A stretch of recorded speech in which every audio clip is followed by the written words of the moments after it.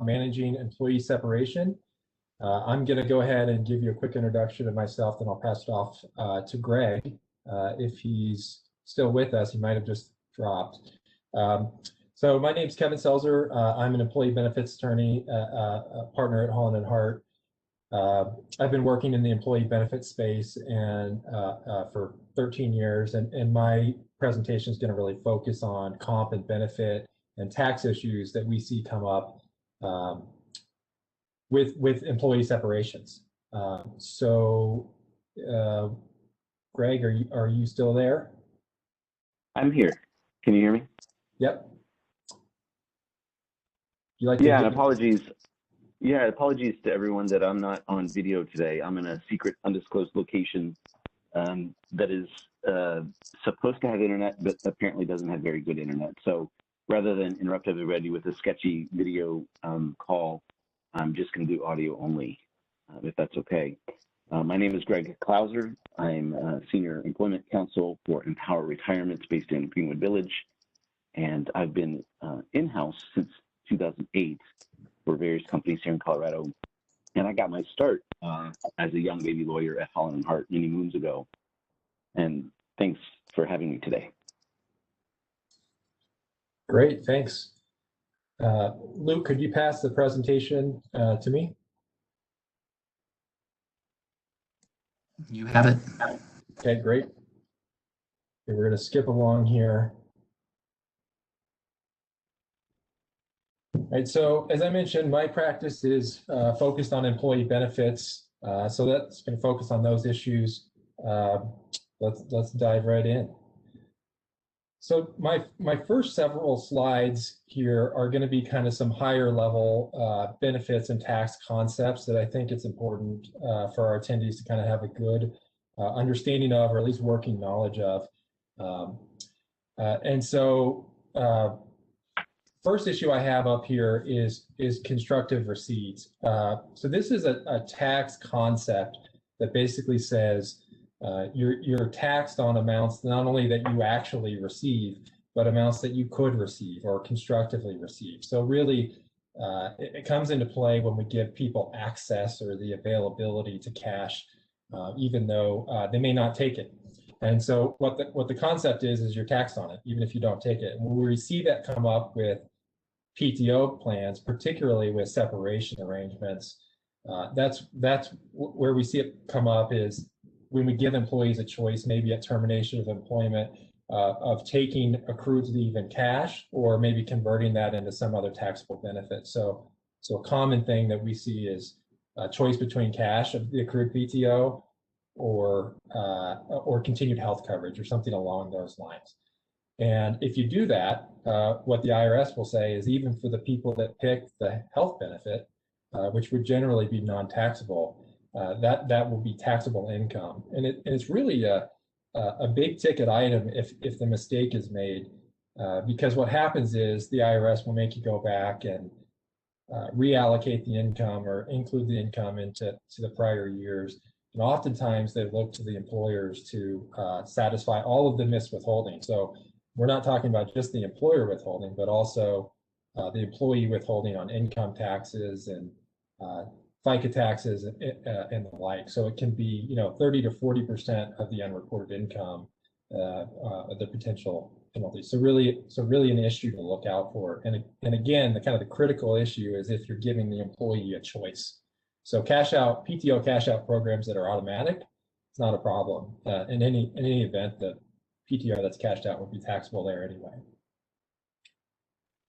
Kevin, can I just stop you there just for a second and ask, can you provide some more context for this?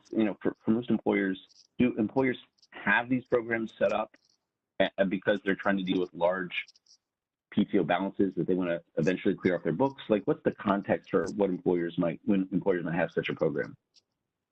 Yeah, most of the time that we see the election on termination, it's some sort of retirement benefit or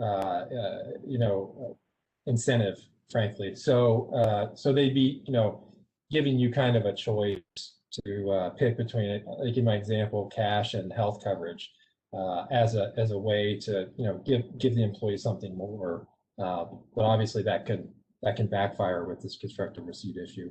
The other way we see the constructive receipt issue comes up during employment, where you might give somebody a cash out opportunity intermittently once a year or something like that, or so you have the ability to cash out or continue to defer and accrue the PTO, and that presents the same issue.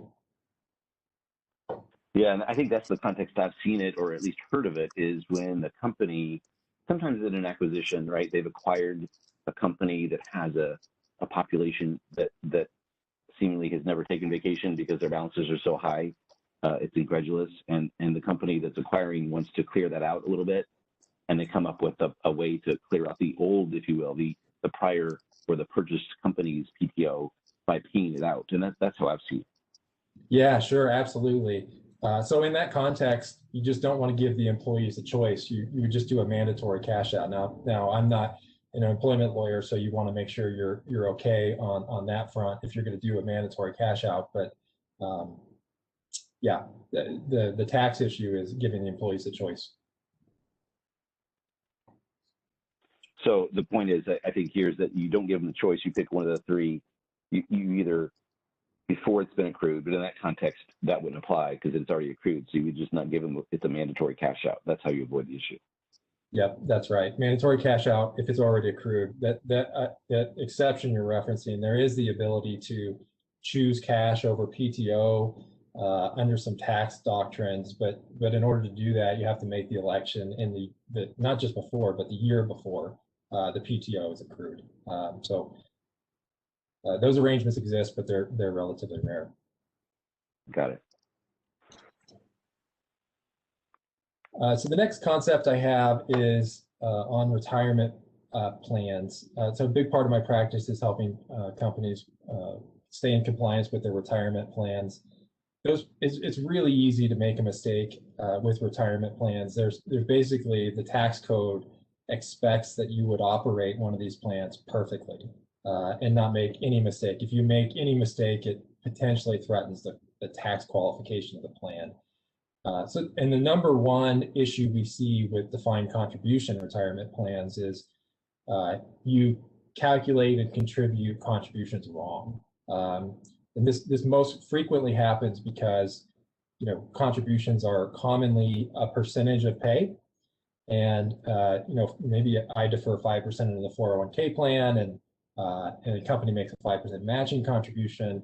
Well, if the pay definition you're using to calculate the 5% is off, then you're going to contribute too much or too little to the plan.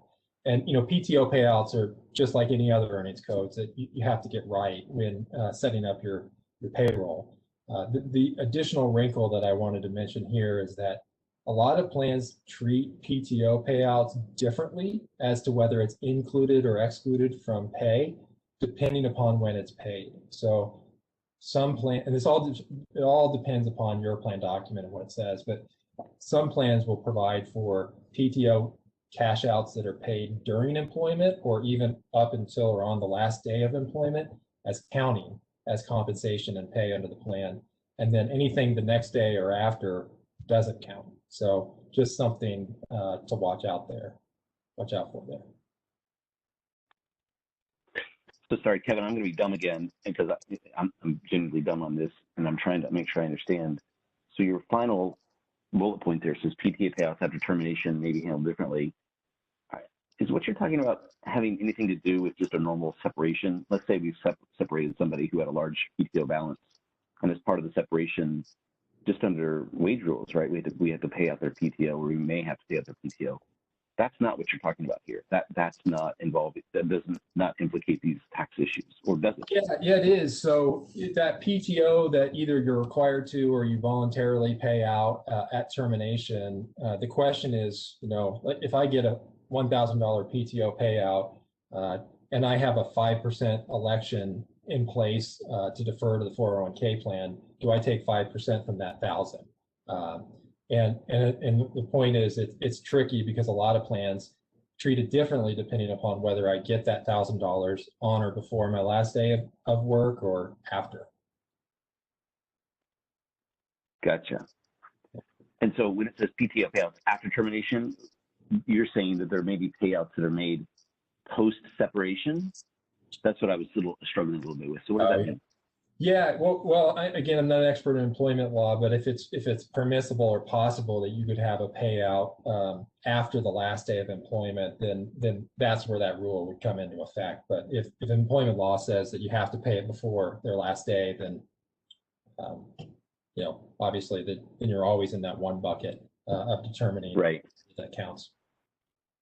Yeah, and I think that's where it gets a little tricky, right? So when you're separating somebody, you may have a separate consideration in the form of a payment to that person that is paid maybe 21 or 45 days, right, after they sign this, after they've been let go. But you still have an obligation of the law to pay them their wages owed or PTO that was owed. That's not consideration for the agreement, and that's why the PTO payment, PTO is not going to be really a post-employment thing in most situations, I think. Right. To be part of the employment. Right. Yeah, and almost certainly the severance pay itself is likely to not count as compensation. There's specific rules on that. Right. As well. Okay. Yep. Right. Moving along. So the next concept, this is a big one, probably the one that matters the most for separation agreements, and that is Code Section 409A. So let me give you a little bit of background and a primer on 409A for those of you that may not be familiar with it. It's a tax provision that governs deferred compensation. And what we mean by deferred compensation is compensation that's earned in 1 year and either is or might be payable in a later year. And that deferred compensation under 409A is subject to a whole host of rules on when it can be paid, when you can change the timing of payment, that sort of thing. And so we'll get into that. But we really care about it because the tax consequences for violating 409A are significant. They're mostly borne by the service provider or the employee, but the employer can have some liability there as well. And one misconception that I like to address with 409A is a lot of people think it's an executive compensation issue only, that it only applies to executives, and that's not right. It basically applies across the board to anything that's compensatory, or could apply to anything that's compensatory.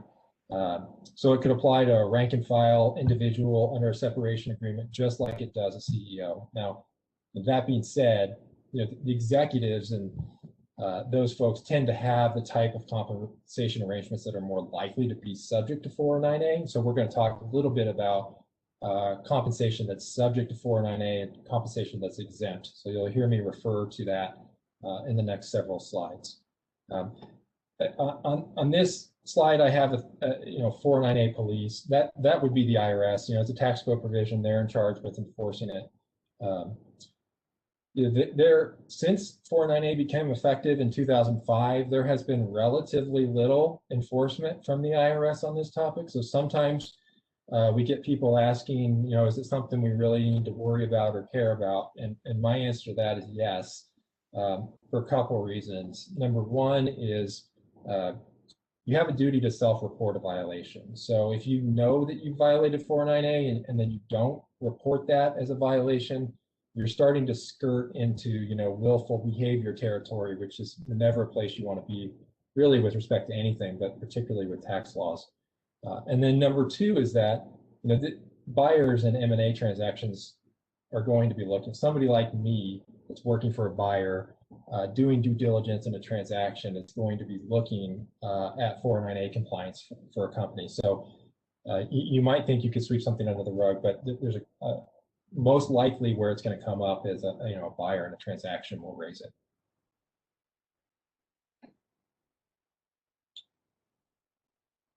So let me move into, I basically have 5 recommendations for everybody today for 409A compliance and separation agreements.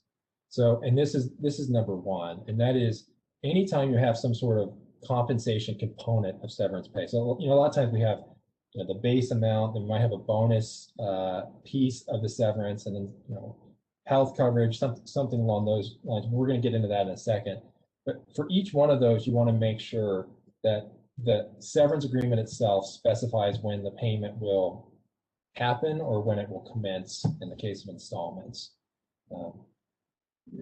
There are, and this is kind of an overgeneralized statement as well, but in most cases, comp under a severance agreement is probably going to fit into an exemption from 409A. But if it doesn't, just by specifying the payment timing, we have a really good chance at 409A compliance. There's other things we need to worry about, but that's recommendation number one. Recommendation number two is, 409A is concerned about being able to toggle when you receive and take compensation into income.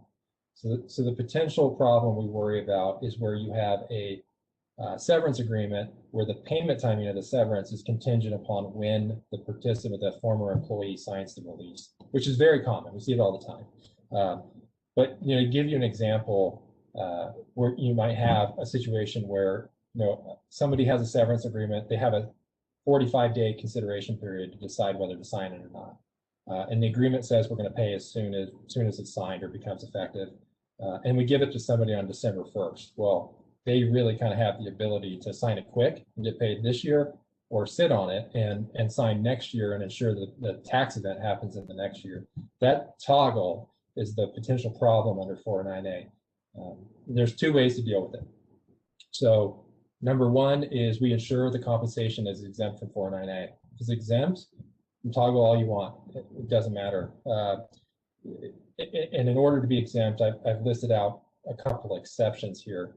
And I'll just talk about them briefly. I don't really have time to get into the detail, but the short-term deferral exception is basically comp that's paid within a short period of time after it's earned. So if a severance agreement is paying in lump sum, there's a really good chance you could fit it in the short-term deferral exception if you include the right language in the document. If you're going to pay in, say, installments over a year, well, then short-term deferral is probably not going to work. You might be able to fit into this involuntary separation pay, right? This exemption's, like it sounds, only available for involuntary company-initiated separations, but you might be able to get the comp to fit in that. And then the last bullet that I have there says stacking. What I mean is stacking the exemptions. So if you have special magic language in your severance agreement, then you can actually use those two exemptions and others together. So amounts that fit under the short-term deferral are exempt under that. Anything that spills over might be exempt under the involuntary separation pay. So it's a really good clause to have in the document. We'll talk about that in a second. So that's option number one to get around the toggle issue, is to make the comp exempt. Then we don't have to worry about it. And you can, agreement can just say, we're going to pay the severance as soon as it's effective. But you have to be sure that you fit in those exemptions. Option two is to just take away the toggle. So you just fix the payment of the severance to a specific time. So in our example, if the payment period crosses 2 tax years, you say, no matter what, it gets paid in the second year. So that's how we have, if we have 409A subject compensation, that's how we comply with 409A.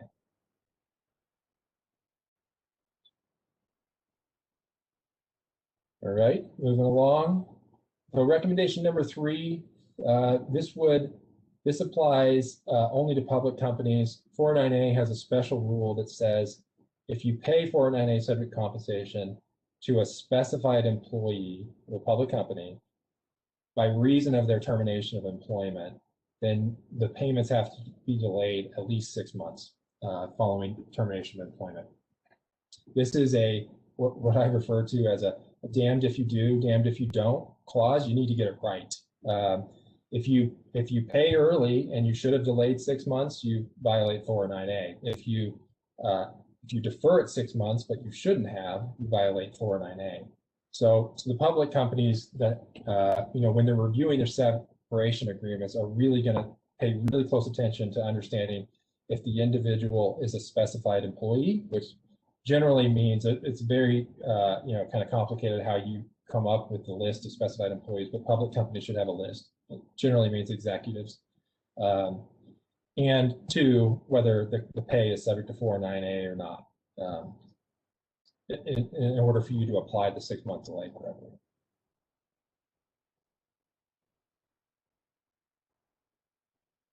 Okay, moving along.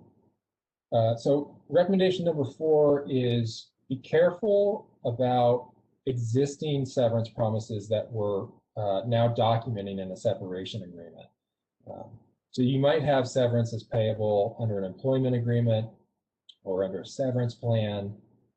And generally, if that severance is subject to 409A, we can't change payment timing in the separation agreement. So anytime we're changing what we promised earlier on payment timing, we need to think about and make sure we comply with 409A. And then my last recommendation on 409A is always include 409A boilerplate language. So I've given you an example on the slide there that you can take a look at. There's really 3 components to this clause, and this is, you can have much longer boilerplate provisions. This is sort of what I view as the bare minimum. But the first sentence talks about, it's basically an intended to comply. The agreement is going to be interpreted to comply with 409A to the maximum extent permissible. And we call that savings clause language because it will save the plan. If you've made some mistakes in drafting from a 409A perspective, but you have that sentence in there, you might avoid a 409A violation. The second clause talks about treating installment payments as though they're separate payments. This is the magic language that I referred to earlier that allows you to stack the different exemptions. So you have to have this sentence in your agreement in order to take advantage of that. Now, it's going to be very tempting to take this provision out in a separation agreement that pays in lump sum. It's talking about installments. We don't have to worry about it. But I say no, don't leave it in there. What's going to happen inevitably is you're going to take it out and then you're going to reuse that form for somebody else that has installment payments. You're going to wish you had the language in there. And then the last sentence is just, the company's not going to be liable for 409A violations. So some good protection there. Kevin, I've seen language, this is Greg, sorry. I've seen language and I've probably used it, which is where I've seen it, that was slightly different than what you have here. And it focused more on if the payment can be made over 2 years, like, let's say it's November and it's unclear when they're going to sign it. It could be paid in the current tax year or it could be payable in the next tax year. And I can't remember what the language was, but it focused on the timing of the payment over the year, meaning that it's going to be paid in 1 year, but not over the year. Does that ring a bell at all to you, or is that just crappy language that we somehow had and it was wrong? No, there's probably a good reason behind it. It's hard to know without knowing the rest of the context of why that's in there. But there is a lot of times, reason to specify payment timing. For instance, it could be what we talked about earlier, where you don't want to allow the toggle between tax years, and so you say, right, anything that would have been paid but wasn't because the 60-day period has been running is going to be accrued and paid starting in the second tax year, and then it'll all be paid in the next in the next tax year. So that I've seen language like that before. Got it.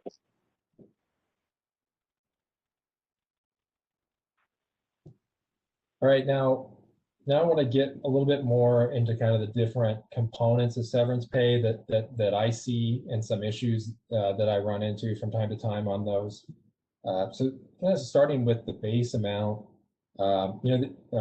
if the severance arrangement is being put in place because we just need a release, well then a lot of times we're not satisfying a previous severance promise, and this might be the only payment in the severance, calculated as a monthly pay amount or however. There's not much that I care about from a tax and benefits perspective with this, other than what we've already talked about. We need to make sure we're paying at a specific time, and the agreement says what we're going to pay. You choose between whether to pay severance in lump sum and installments. Maybe if you've got restrictive covenants in the separation agreement that you want to enforce, you'll pay in installments because it gives you a little bit of a stick to hold that against the former employee if they violate the covenants. Something to think about.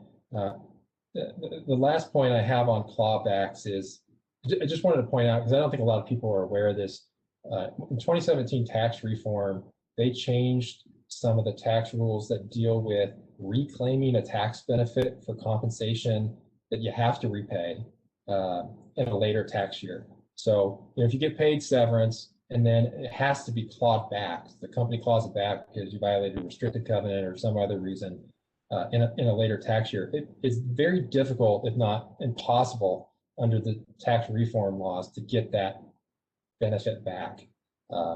So, if you're clawing back because you violated restrictive covenants, I don't think the company cares. Okay, sorry, tax consequence, you were a bad actor anyway. But there are clawbacks that apply for reasons that might not be the individual's fault, like there was a financial misstatement or something like that. So that's just something to keep in mind with respect to clawbacks. I'm wondering, Greg, do you have a preference in your practice with using lump sum or installment payment provisions?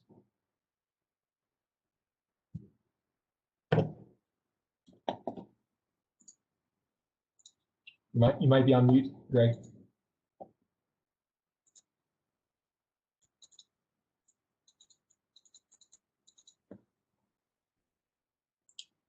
Well, we can't hear you, but we'll circle back to you on that.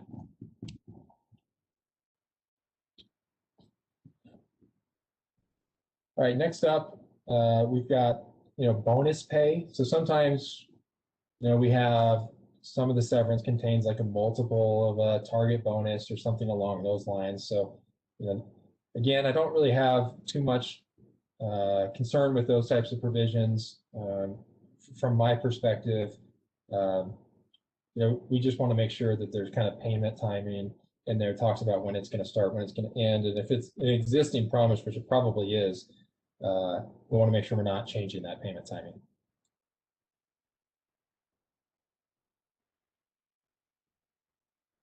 Next is health benefits. This is a good one that I want to touch on. Historically, what a lot of companies did for kind of a health benefit component of severance pay is they offered subsidized COBRA. And so what I mean by that is, if the former employee goes on and elects to continue health coverage under COBRA, then the employer would pay some or maybe all of the COBRA costs for some period of time following termination of employment. And those have really fallen out of favor in recent years for a couple reasons, at least from my perspective, that are good reasons. And one of those is that the tax code has non-discrimination rules that apply to group health plans. Currently, those rules only apply to self-funded health plans, but there's potential under the Biden administration, we might see those extended to insured plans as well. And the issue is, if you're extending or offering subsidized COBRA to your highly compensated individuals, but your non-highly aren't getting the same deal, well, we've got a potential discrimination issue. And that carries tax consequences under the self-funded plan non-discrimination rule. The other reason why I don't recommend it is, usually the subsidy is relatively short in period, like maybe 3-6 months, sometimes it's 12. The group health plans, employer provided group health plans, as well as state exchanges that offer health coverage, they only allow you to enroll in the middle of a year if you have a special enrollment event, or a sometimes called a mid-year change in status event. Voluntarily dropping COBRA coverage is generally not a mid-year enrollment event.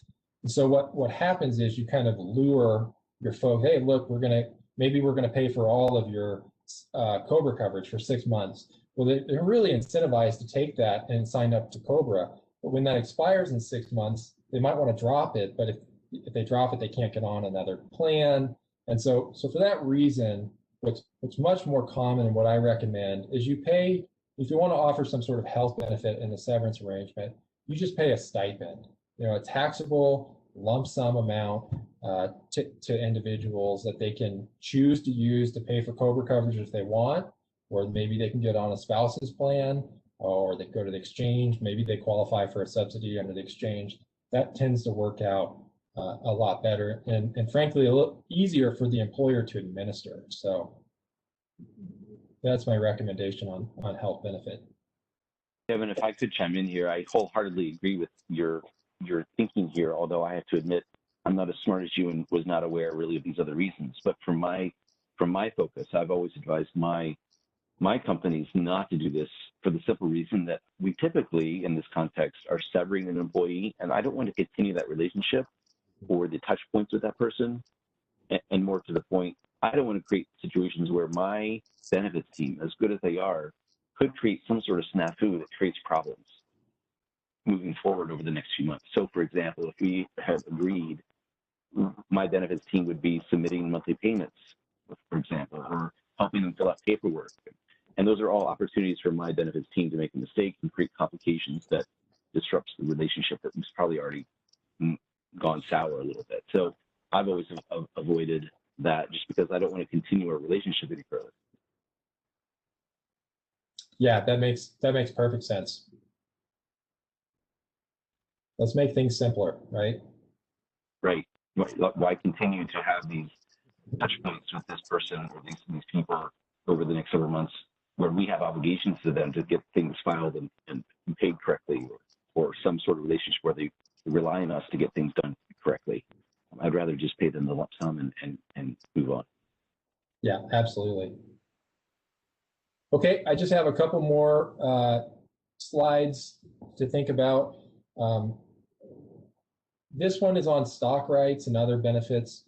You know, if the severance isn't doing anything additional to what the existing plans provide, so like in a stock right context, we're talking about like stock options or something like that. If we're not accelerating vesting, and the plan doesn't provide for that accelerated vesting on its own, or we're not extending the post-termination exercise period for options or something like that, then I really recommend you include language that's similar to what we have here on the slide.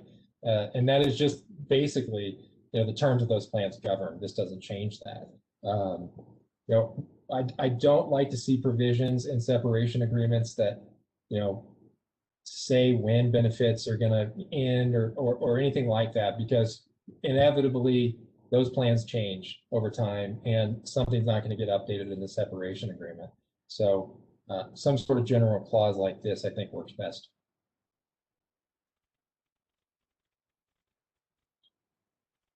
And then, my last slide here is, I titled it official termination dates. Maybe the better explanation is artificial termination dates. So what we see from time to time is where an employer will, sever basically the relationship with an employee, but, pick an actual termination date at some point in the future. So that individually, the employee stops working, but they haven't had their termination date in the payroll system until, sometime later. And that makes me all sorts of concerned from a benefits perspective.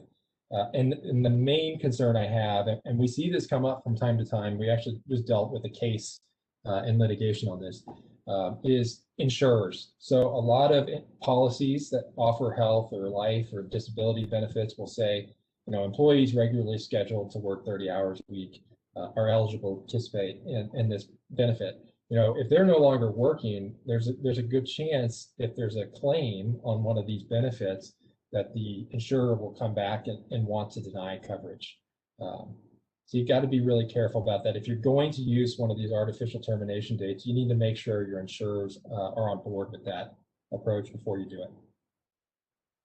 So Kevin, this is something that's caused my heart to palpitate a little bit, because we've done this. I've done this in situations where we want to end the relationship, i.e. end active employment, but essentially keep them on gardening leave. It's almost in the form of a non-compete, where we want to keep them on our bench, pay them as if they're working for us, but not actually have them do any productive work. And it sounds like that could be a problem under what you're talking about here. Yeah, it could be a contractual problem with the insurer. So, and the insurer denies benefits, and you can't convince them to pay. You've got a dispute, but you've potentially self-funded the benefit too. So the insurer ultimately is not going to be responsible. Then it's likely that the employer will be.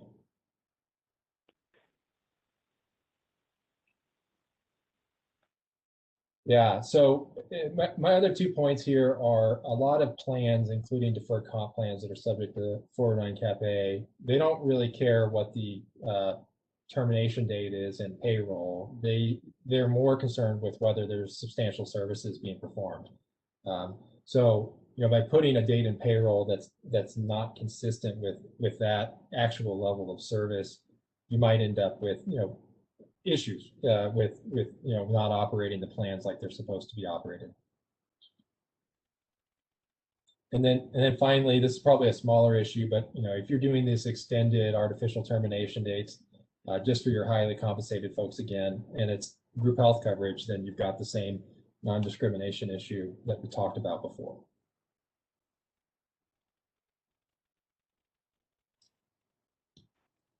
So that's all I've got. I think I had a question for you, Greg, but you were on mute. If you're with us there, whether you prefer severance pay to be paid in lump sum or installments. Always lump sum. Again, it's the same philosophy I tried to articulate earlier, right? Installments creates opportunities for errors and snafus. And so I'm always advising my clients to avoid that. End the relationship, clean and simple, get her done, instead of prolonging that relationship and creating opportunities for snafus with installments. Maybe that's simplistic, but from an employment law perspective, I'm gonna cease any opportunity for claims to be created. Yeah, that makes sense. That doesn't always work, of course, right? There are times from the business perspective where, for various reasons, they want to continue it and pay it out. The gardening leave situation is one that I mentioned, right? Where we want to keep them essentially on the books, and that's in air quotes. And gardening leave must be a British term. Quaint. The idea of keeping them sort of sitting there in their garden while they're technically employed with us, and receiving biweekly regular payments, salary payments. But I would rather not do that if I can help it. Yeah, that makes sense to me. So do we have Lori on now? Yeah, Kevin, Lori had some technical issues, but we're gonna run her audio through a cell phone. So we're gonna give that. Yep, I'm here. Can you guys hear me? We can Yes, hear Lori. you. Great. Thank you, Kevin. Great information, what I caught. And thanks for stepping in for me. I could not get onto the internet. Apologies, everybody, and so could not get into the webinar, but I'm here by phone. My name is Lori Rogers, and like Kevin, I'm an attorney with Holland & Hart. The focus of my practice is solely employment law. Although I office in Cheyenne, Wyoming, and am licensed in Wyoming, much of my work focuses on representing large and small clients in administrative matters before the EEOC, the DOL, and the Colorado Department of Labor and Employment. And I also do work on extensive litigation in federal court in Colorado. A significant part of my practice is also employment counseling for national and local companies, and I advise on lots of issues, including those related to terminating employees and separation agreements. So today, in the short time remaining, I'd like to discuss PTO payout and severance agreements. So Luke, if you want to put up this poll question, we've got a poll question that should display on your screen. Let us know what kind of PTO or vacation policy your company offers. I'm really interested to know how many of you offer unlimited PTO. We're seeing more and more companies offer that. Statistically, turns out only about 5 to 7% of larger companies offer that. But I'd like to know what you guys think. I can't see the webinar, so maybe Luke, when you get the results, let us know. In the meantime, I want to talk about some PTO payout considerations. So when an employee separates, one of the first things you need to consider is whether you need to pay out that employee's PTO. So the first place you should look at is any agreement you have in place with the employee and the handbook. If these documents state that PTO or vacation or sick leave is going to be paid out at separation, then it's easy, right? Because you're never going to go wrong paying your employees for these benefits. But absent an agreement or handbook policy discussing PTO payout, what are your legal obligations with respect to PTO? As all of you know, the state of law in Colorado regarding accrued vacation payout of separation is unsettled right now, or at least I hope you know that. According to the CDLE regulations, all accrued and unused vacation must be paid at an employee separation. Now, employers are free to determine whether it will offer vacation pay, the amount of vacation pay, how it accrues, and whether it allows for a vacation cap. But if an employer offers or states, sorry, I've lost my train of thought. Do we have that poll response? We do. So does your company offer accrued PTO? 31% said that they offered accrued PTO. 14% said unlimited PTO.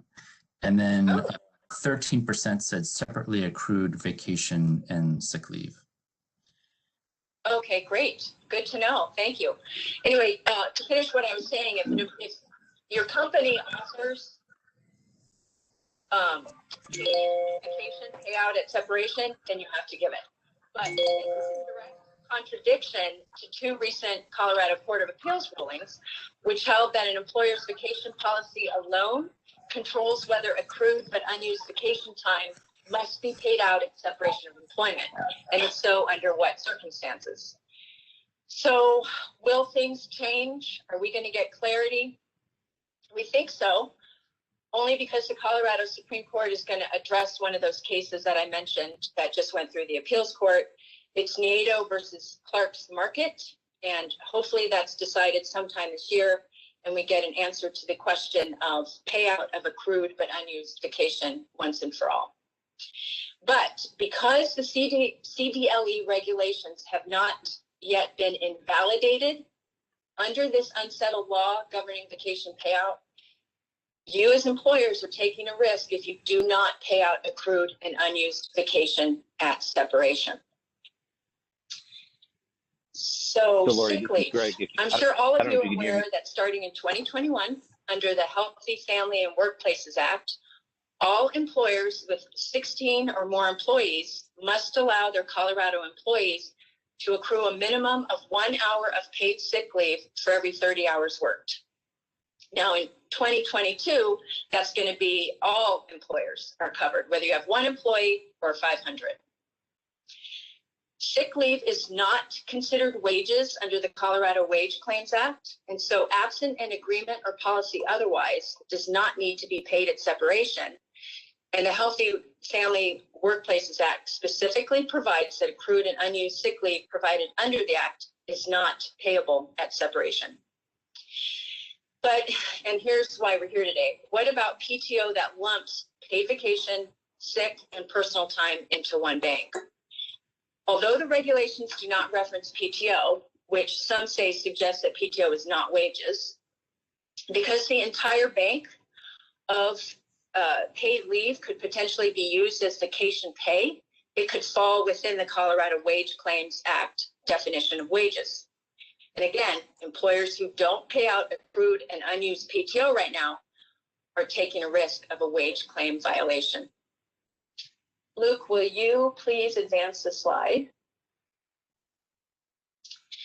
So a big part of my practice is reviewing executive or employee separation agreements.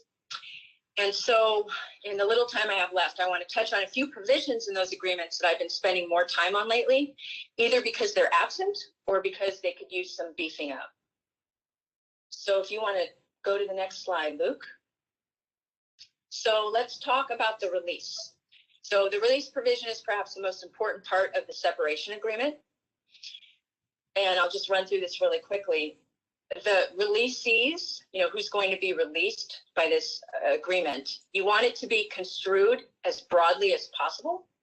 So make sure you include, the company, the parent, subsidiaries, affiliates, and as to each of them, current and former officers, directors, shareholders, partners, agents, insurers, and of course, for all of us, attorneys, their representatives, and heirs. The next part of it is making sure you tailor these to federal and state claims. Some people, I've seen some agreements, many agreements, where they have a general statement releasing contract, tort, wrongful discharge, and employment claims, and that's fine. I prefer myself to state specific causes of action, right? So I'll list out everything under those categories: defamation, retaliation, breach of contract, etc. The next part of it is to make sure you enumerate federal claims and add in any pertinent state claims. And that way, at the end of the day, if the employees come back, you can say, look, you know, we're releasing these specific pieces of law. So I have some here for you. It lists out the majority of federal law, but then there's also really important Colorado laws here. The Colorado Wage Payment Act, the HFWA, the Equal Pay for Equal Work Act, and the Colorado Anti-Discrimination Act. I really like to list those out. But I think the most important part of the release are the exclusion clauses. These are specific clauses stating that, first, the agreement does not prevent the employee from filing an administrative charge or participating in an investigation before a government agency, federal or state.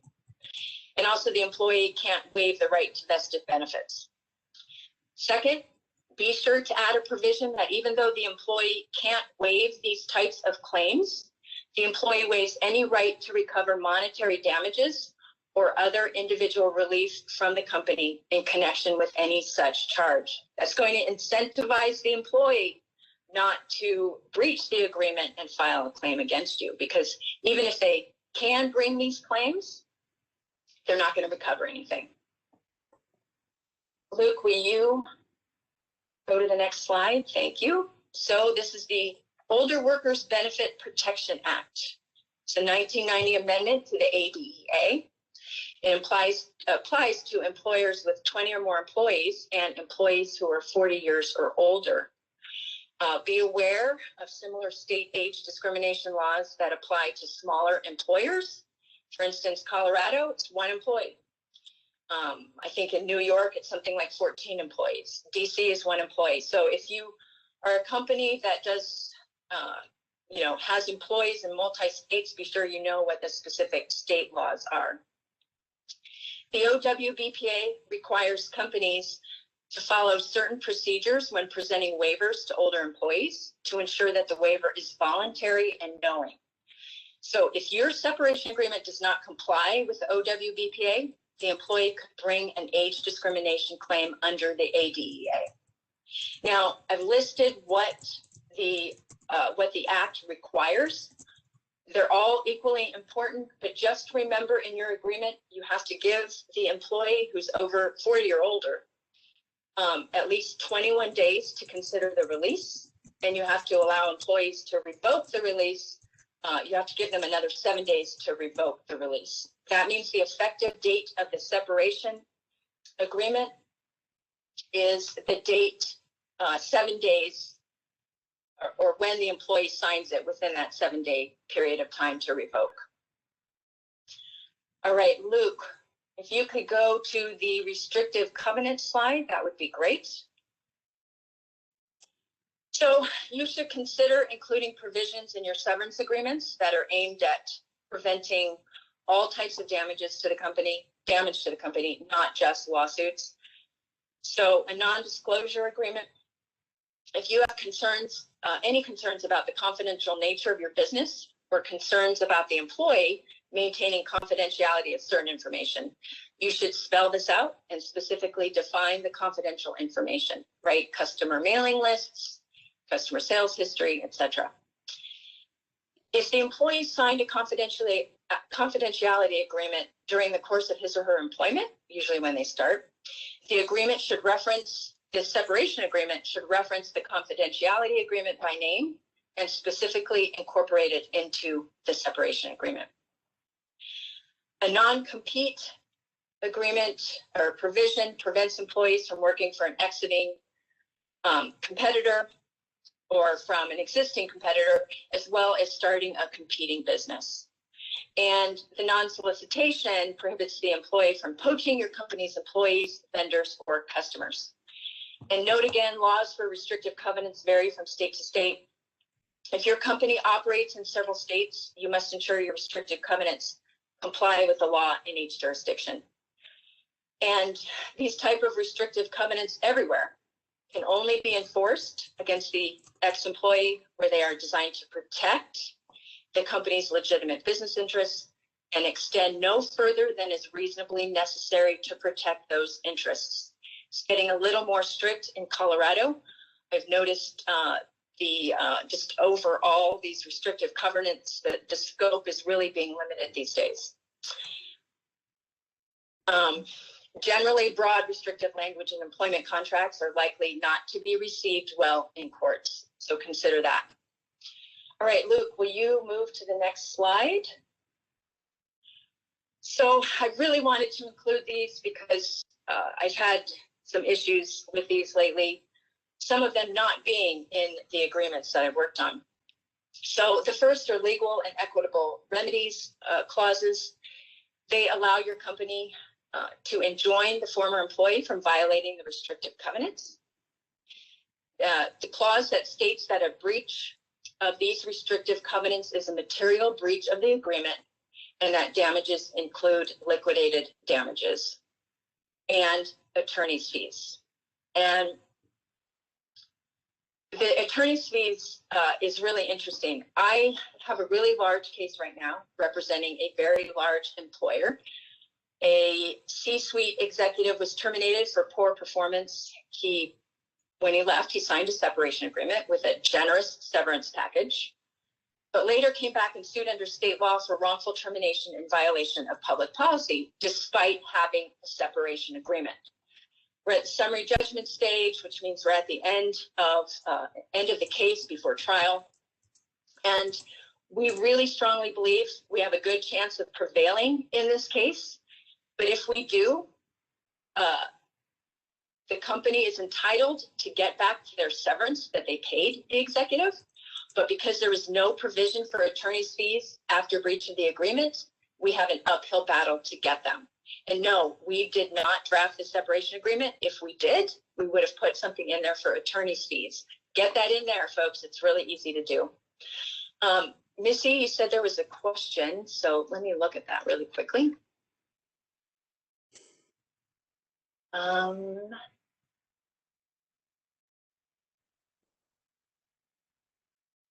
Oh, I wondered, okay. HFWA, it looks like it was spelled wrong. Well, so what do I think about the question is, what do I think about language in the Healthy Family Workplaces Act, voiding such waivers as against public policy?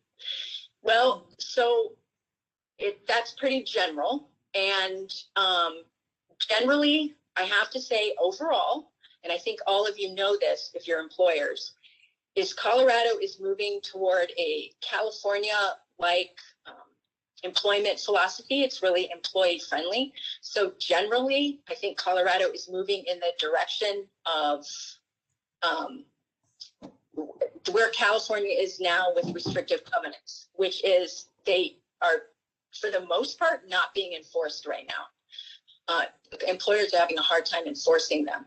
So right now, we haven't seen any cases under the Healthy Family Workplaces Act for restrictive covenants, but there's a chance that maybe not voided, but it's going to be really limited. And again, that's why we're seeing things. We used to see things like a 2-year non-compete. Now I'm seeing on average maybe more like a 6-month non-compete. So things are really getting tailored and narrowed down. Okay, so let's go, Luke. Oh no, I guess we're still on this slide. The cooperation clause, and this is super important.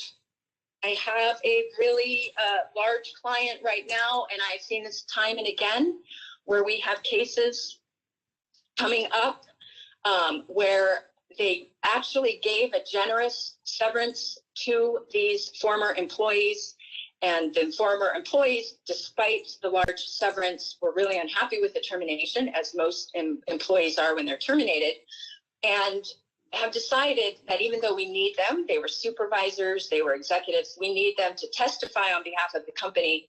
They don't want to. And try subpoenaing an employee who's already unhappy and see what kind of testimony you get out of them. So I really firmly believe in a cooperation clause in every separation agreement. You want to state that the employee will fully cooperate with the company in the defense or the prosecution of current or future legal administrative proceedings or lawsuits. You can also, provide something that says at the employer's discretion, the employer is going to reimburse for reasonable expenses, but it will come back to bite you if you don't have it. And I see we're running out of time, so just quickly, return of company property. It might seem like common sense, a departing employee should return all the equipment, but you really need to put that clause in there to make sure that they do. And the last thing, a word about confidentiality clauses, just in general, and what I mean by this is making the agreement itself confidential. Just be aware, in Colorado, it's still fine, but in places like California, Oregon, Washington, a lot of states on the East Coast, they're not okay. So you cannot make them confidential for various reasons. So anyway, so consider that before you do it. Make sure you know the state laws. And there's one more question, Lori. Okay, great. Thanks, Misty. Have you come across anti-disparagement clauses in separation agreements? Are they considered valid? And would you advise your clients to include or exclude such a clause? I would advise that. In fact, I advise all my clients to include them. You have a better chance later, if there's any question about it, the validity of it, by making them mutual.